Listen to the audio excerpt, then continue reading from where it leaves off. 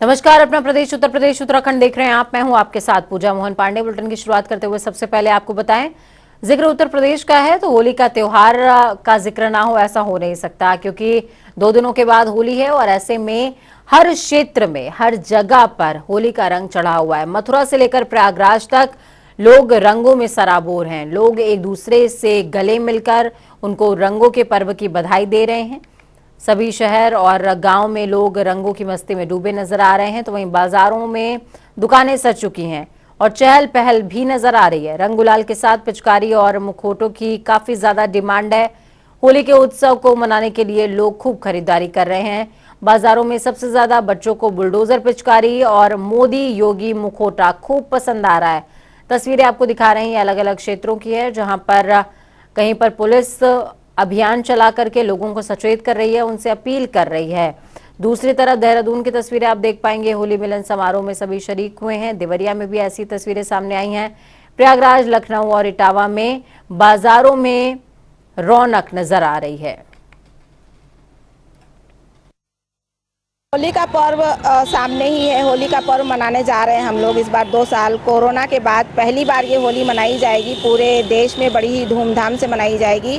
बाज़ारों में पूरी रौनक देखी जा सकती है। दुकानें बिल्कुल सज गई हैं। आप देख ही सकते हैं दुकानों में कितने सारे होली के अबीर, गुलाल और तमाम तरह के रंग पिचकारियों से दुकानें पूरी सज गई हैं। बाज़ारों में रौनक छा गई है। लोगों की खरीदारी भी कई दिनों से हो गई है। हालांकि होली पे गुलाल और रंगों का तो विशेष महत्व होता है, साथ ही खाने पीने की चीज़ों का भी बहुत ही महत्व होता है। इसमें कुछ स्पेशल चीज़ें बनाई जाती हैं, जैसे कि चिप्स, पापड़ और गुजिया के बिना तो होली अधूरी मानी जाती है। तो आप देख सकते हैं बाज़ारों की रौनक, और इसी कड़ी में हम बात करते हैं और जानने की कोशिश करते हैं कि क्या कुछ खास है इस बार बाज़ारों में, और लोगों के उत्साह और लोगों की तैयारियों के बारे में भी जानने की कोशिश करते हैं। जी, आप अपना नाम बताइए और आप ये बताइए, आप इस बार मार्केट में क्या नया लाए हैं आप लोगों के लिए? हमारा मोहम्मद हलीम नाम है। मैं 7 साल से लगा हुआ हूँ। और पिचकारियाँ तो बहुत सी वैरायटी की नई आई हैं। और गुलाल भी देखिए, हर्बल का नया पौध आया है। अच्छा। और पुराना पौध ये है, ये क्वालिटी नई आई है सब। अच्छा। और कलर भी नए नए आए हैं। ये देखिए, अच्छी क्वालिटी के सब नाम से आए हैं। ये सब हर्बल के गुलाल हैं। अच्छा। हाँ। तो आप कह रहे हैं कि इस बार नए हर्बल के गुलाल मार्केट में आए हैं, तो उसका क्या प्राइस वगैरह क्या रखा गया है? 50 से लेके 60 रुपए तक लगे हैं। 40 रुपए भी है, 25 रुपए भी, 20 रुपए का भी रेट है। अच्छा। हाँ। और बच्चों के लिए पिचकारियों के क्या रेट्स हैं? ये 200 रुपए से लेके उस पे 400 रुपए तक है। अच्छा। उसका रेंज ऊपर नहीं है। अच्छा। तो आप कैसा देख रहे हैं इस बार मार्केट जो सज गया है, लोगों का रुझान आप इसमें कैसा देख रहे हैं? तो अभी तो मार्केट डाउन है। अभी ये 2 तारीख से मार्केट बढ़ेगी। अच्छा। संडे से हम लोग की सेल बढ़ेगी। अच्छा, संडे से सेल बढ़ेगी। हाँ जी। ठीक है, धन्यवाद आपका बात करने के लिए। Thank you. तो जैसा कि आपने देखा, मैंने मोहम्मद हलीम से बात की। इन्होंने बहुत ही अच्छे से बताया कि इनके दुकान में इस बार इन्होंने क्या नया सामान रखा है होली के उपलक्ष्य में, और लोगों का इंतज़ार है, इनको ग्राहकों का इंतज़ार है। अभी हालांकि ग्राहक थोड़े कम निकले हुए हैं, लेकिन 2-1 दिनों में ग्राहकों की भीड़ बड़ी तादाद में देखी जा सकती है। होली एक बहुत ही बड़ा पर्व है और इसका खुशी और उमंगों का पर्व है। होली रंगों का त्यौहार है। हर वर्ग, हर जाति, हर धर्म के लोग एक ही रंग में रंग जाते हैं। ये एक ऐसा त्यौहार है, पूरे देश को एक रंग में रंगने का मादा रखता है यह त्यौहार, और पूरे साल इस त्यौहार का इंतजार भी रहता है। क्या बच्चे और क्या बूढ़े, सभी एक रंग में रंग जाते हैं। और गुजिया और गुलाल इस त्यौहार की खासियत है और सभी घरों में बनाई जाती है, और सभी घरों में बहुत ही खुशी और उत्साह से इस पर्व को मनाया जाता है। मैं कैमरा पर्सन आशीष कश्यप के साथ सोनाली दास, जनता टीवी, लखनऊ। केंद्रीय मंत्री रामदास अठावले ने राहुल गांधी पर निशाना साधते हुए कहा कि राहुल गांधी को भारत जोड़ो यात्रा नहीं, कांग्रेस जोड़ो यात्रा निकालनी चाहिए। साथ ही अठावले ने कांग्रेस से सवाल पूछते हुए कहा कि कांग्रेस ने 70 सालों में क्या किया। तो वहीं अठावले ने यूपी के विकास को लेकर कहा कि इन्वेस्टर्स समिट से यूपी का विकास तेजी से होगा। के सम्मेलन के लिए इधर आया हूँ और पूरे 75 जिलों में से कई जिलों के प्रमुख कार्यकर्ता इस सम्मेलन में आ रहे हैं। आज मैं इस मेरे पार्टी के प्रोग्राम के लिए आया था, लेकिन उसके पहले मैंने मेरी पार्टी जो डिपार्टमेंट के अधिकारी उनके साथ भी मेरी बातचीत हुई और उन्होंने भी मुझे उन्होंने मुझे जानकारी दी कि यहाँ जो हमारी मंत्रालय की स्कॉलरशिप की स्कीम है उसमें देश भर में कम से कम हम प्री मैट्रिक और पोस्ट मैट्रिक स्कॉलरशिप 60 लाख से ज़्यादा स्टूडेंट को स्कॉलरशिप दे देते हैं। और यहाँ मतलब उत्तर प्रदेश में कम से कम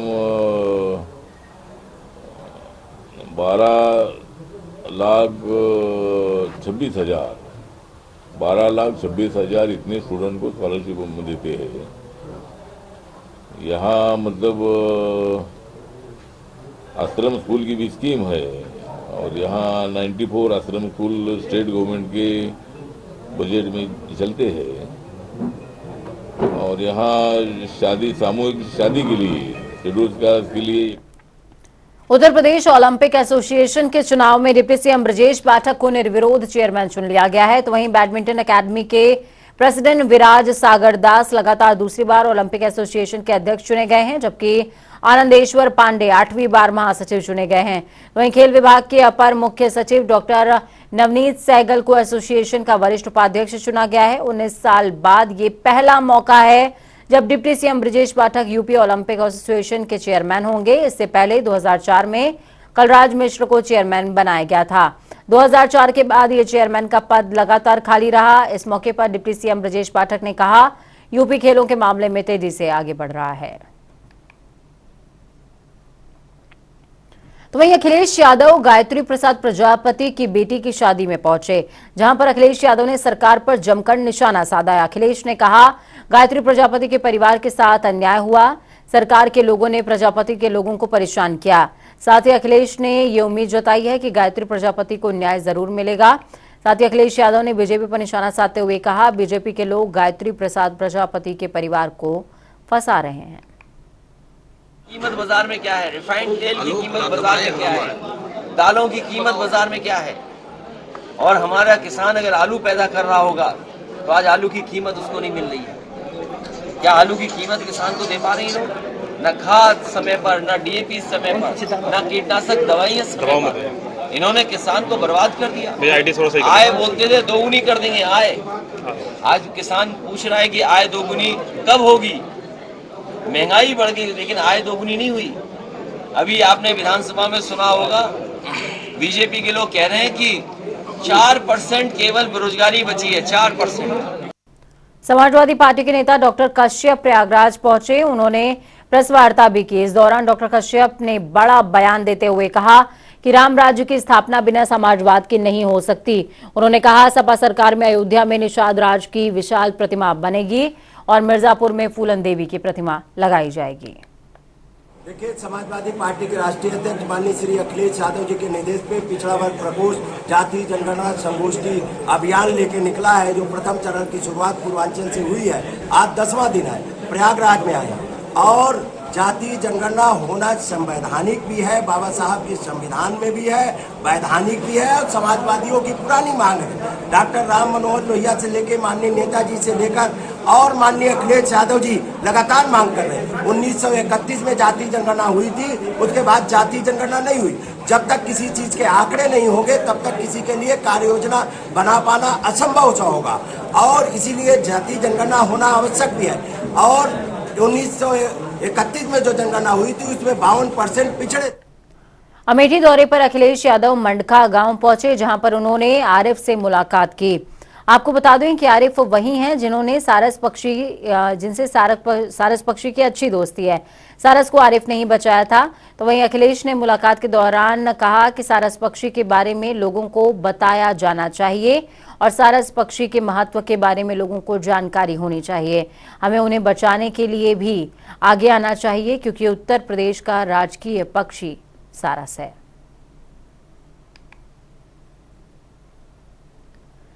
मिर्जापुर के लोग पिछले 1 दशक से ट्रॉमा सेंटर का इंतजार कर रहे थे, जिसका आज उन्हें लाभ मिला। केंद्रीय राज्य मंत्री और मिर्जापुर की सांसद अनुप्रिया पटेल ने आज अत्याधुनिक ट्रॉमा सेंटर का उद्घाटन किया है। अनुप्रिया पटेल ने कहा कि इस ट्रॉमा सेंटर के बनने से अब गंभीर दुर्घटनाओं में पीड़ित मरीजों को प्रयागराज या वाराणसी रेफर नहीं किया जाएगा। उनका समुचित इलाज अब इस ट्रॉमा सेंटर में हो सकेगा। इमरजेंसी सेवा चल रही थी। इमरजेंसी सेवा में जो कंडीशन आती थी, सीवियर पेशेंट की एक्सीडेंटल हो या ट्रॉमेटिक कंडीशन हो, तो उन पेशेंटों को बनारस या इलाहाबाद भेजा जाता था। जो हमारे पास उपकरण नहीं थे, ventilator, monitor, oxygen, defibrillator, OT, वो हम इस बिल्डिंग में, चूँकि बिल्डिंग काफ़ी पहले से बनी हुई थी, इसमें स्पेस था, तो 30 बेड हमने यहाँ पर सुसज्जित किए हैं। और इमरजेंसी अगर ट्रॉमा की कंडीशन आती है तो इस बिल्डिंग में हमने 3 टाइप के कैटेगराइज किया है, red zone, yellow zone, green zone, और अंदर 2 टेबल हमारी ओटी है। अगर हमको ज़रूरत पड़ती है तो इमीडिएट यहाँ पर अब ट्रॉमा कंडीशन में, इमरजेंसी कंडीशन में सर्जरी होगी। वेंटिलेटर अवेलेबल है, मॉनिटर अवेलेबल है, डिफिब्रिलेटर अवेलेबल है, ऑक्सीजन की सप्लाई। मुझे बेहद प्रसन्नता है मिर्जापुर जनपद वासियों को ट्रॉमा सेंटर के अंतर्गत अब समस्त सुविधाएं मिलेंगी, जिससे किसी भी हादसे में गंभीर रूप से घायल व्यक्ति को किसी भी तरीके की परिस्थिति में, कोई हेड इंजरी हो या कोई बर्न इंजरी हो या किसी भी तरीके का कोई मल्टीपल फ्रैक्चर हो, ट्रॉमा हो, ऐसी किसी भी गंभीर परिस्थिति में जहां उन्हें आपातकालीन मेडिकल सुविधा की आवश्यकता होती है, वो सारी सुविधाएं अब इस भवन के अंतर्गत हमारे मेडिकल कॉलेज के प्रिंसिपल की देखरेख में, सीएमओ की निगरानी में वो सारी सुविधाएं उपलब्ध की जाएंगी। सुभाषपा अध्यक्ष ओम प्रकाश राजभर ने कहा, अतीक अहमद कई बार विधायक और सांसद चुने गए, सपा ने ऐसा लोगों के साथ क्यों किया? कांग्रेस पार्टी अपराधी पालती थी लेकिन उनको टिकट नहीं दिया करती थी, लेकिन सपा ने तो हद कर दी। आयोग की मुहर को तो नहीं झुटला सकते हो। चुनाव आयोग ने अतीक अहमद को एमएलए की बनने का मुहर दिया। एमएलए चुने गए समाजवादी पार्टी के टिकट पर, सांसद चुने गए समाजवादी पार्टी के टिकट पर। इसको तो कोई नहीं झुटला सकता है। वही अतीक अहमद है ना, दूसरे तो नहीं ना अतीक हैं। इनकी चर्चा हो रही है, फिर उन्होंने क्यों सांसद बनाया? समाजवादी पार्टी से तो बढ़िया कांग्रेस पार्टी थी। कांग्रेस पार्टी के नेता लोग अपराधी पालते थे लेकिन टिकट कांग्रेस नहीं देती थी। तो वहीं प्रयागराज में उमेश पाल हत्याकांड के बाद बाहुबली पूर्व सांसद अतीक अहमद समेत उनके पूरे परिवार को नामजद किया गया है, जिसके बाद प्रशासन ने ताबड़तोड़ कार्रवाई करनी शुरू कर दी। तो वहीं अब बाहुबली पूर्व सांसद अतीक अहमद के बेटे अली अहमद को सेंट्रल जेल नैनी में तन्हा बैरक में डाल दिया गया है। जेल अधिकारियों की माने तो ऐसा सुरक्षा की दृष्टि से किया गया है। तो वहीं बैरक के पास सुरक्षा व्यवस्था के चुस्त दुरुस्त इंतजाम किए गए हैं और साथ ही निगरानी भी रखी जा रही है। ऑल इंडिया मुस्लिम जमात के अध्यक्ष और जाने माने इस्लामी विद्वान मौलाना शहाबुद्दीन रजवी बरेलवी ने एक फतवा जारी किया है। उसमें कहा गया कि गैर मुस्लिम युवकों से शादी करने के बाद सिंदूर, कलावा और बिंदी लगाने वाली मुस्लिम महिलाएं इस्लाम के सिद्धांतों के खिलाफ जा रही हैं। उन्होंने कहा कि शरीयत महिलाओं को दूसरे धर्म के प्रतीकों को पहनने की अनुमति नहीं देता। फतवे में मौलवी ने कहा कि जो महिलाएं इस तरह की प्रथाओं का पालन करती हैं, वो वास्तव में इस्लामी मान्यताओं का पालन नहीं कर रही हैं और उन्हें बहिष्कृत किया जा सकता है। तो इस सिलसिले में उलमाए किराम ने एक फतवा जारी किया और उस फतवे में साफ तरीके से कहा कि इस्लाम एक दीन फितरत है और दीन फितरत होने की वजह से उसने एक पहचान बनाई है अपने अनुयायियों के लिए। पहचान है कि वो अपना इस्लामी नाम रखें और अपना इस्लामी पहचान रखें। कभी भी वो किसी भी शक्ल में कोई भी परिस्थिति हो, कुछ भी हालात हो, इन हालात में वो अपना इस्लामी नाम न छुपाएं, अपना इस्लामी पहचान वो न छुपाएं। हरदोई का जिक्र करेंगे, जहां पर उच्च शिक्षा राज्य मंत्री रजनी तिवारी ने अखिलेश यादव पर निशाना साधा और कहा अखिलेश यादव का धरातल पर अब कुछ बचा ही नहीं है। वो सिर्फ ट्वीट ही किया करते हैं। अब सदन में रहते हैं तो वहां जनता के हित की बात नहीं करते, जो सदन में बात करनी चाहिए। जब बाहर होते हैं तो सिर्फ ट्वीट किया करते हैं। उनसे कहा जाए कि जनता के हित की बात रखें। जहां जो प्लेटफॉर्म होता है वहां बात सही ढंग से रखें, जिससे ज्यादा प्रभाव पड़े।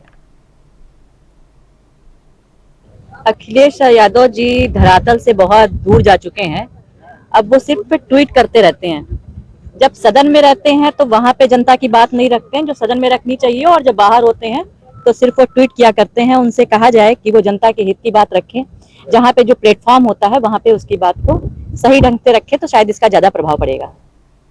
अयोध्या में राम मंदिर का निर्माण कार्य काफी तेजी से चल रहा है। हर वर्ग के लोग इस मंदिर के निर्माण को लेकर उत्साहित नजर आ रहे हैं।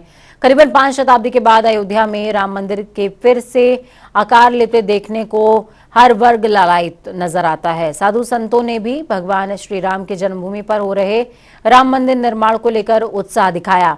राम मंदिर निर्माण का जायजा लेने 150 साधु आज राम मंदिर जन्मभूमि पहुंचे। 70 एकड़ में हो रहे निर्माण का जायजा लिया। इस दौरान उन्होंने जय श्री राम के नारे भी लगाए। उनके चेहरे पर झलकती खुशी का भाव मंदिर निर्माण की प्रगति को साफ प्रदर्शित कर रहा था।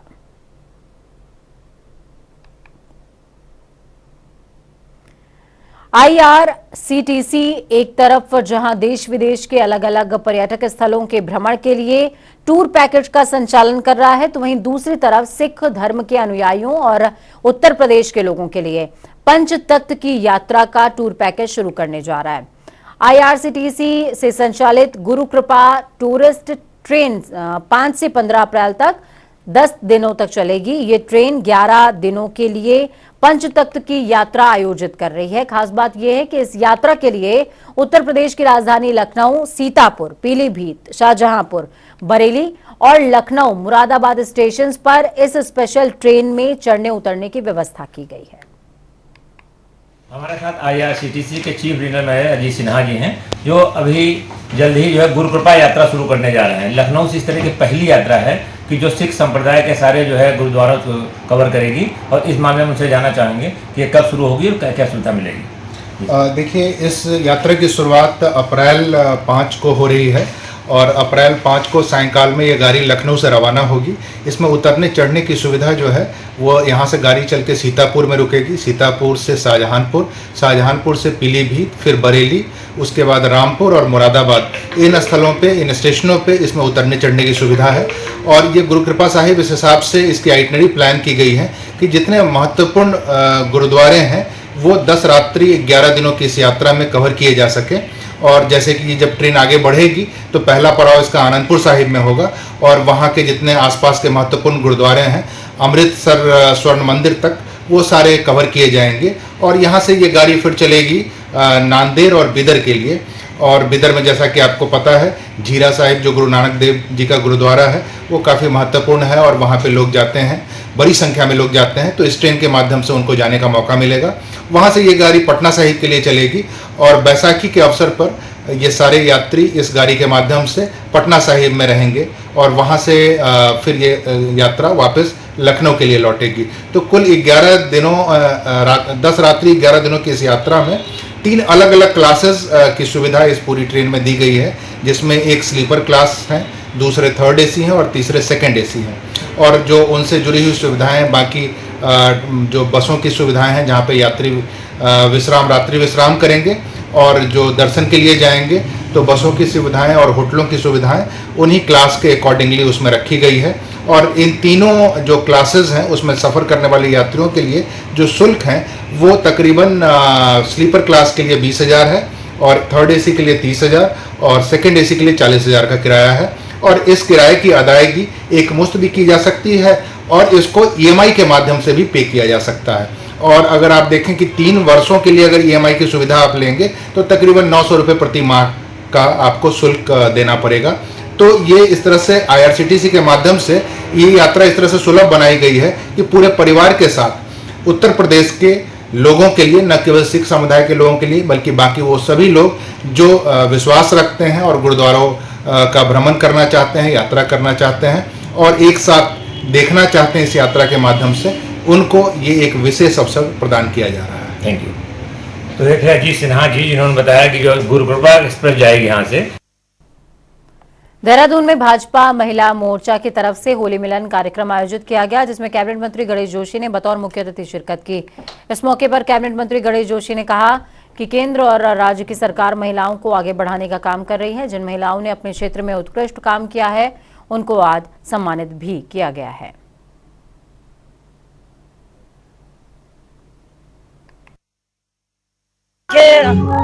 अभी बसंतोत्सव भी हो रहा है, सभी जगह रंग बिरंगा माहौल हो रहा है, तो इसी भी मुख्यमंत्री खटीमा दौरे पर हैं, जहां पर उन्होंने अपने निजी आवास पर हो रहे होली मिलन कार्यक्रम में शिरकत करी। इस दौरान होली मिलन कार्यक्रम में मुख्यमंत्री धामी की मां भी शरीक हुई और अपना आशीर्वाद देती नजर आईं और खूब हर्षोल्लास के साथ मौके पर मौजूद लोगों ने होली भी खेली।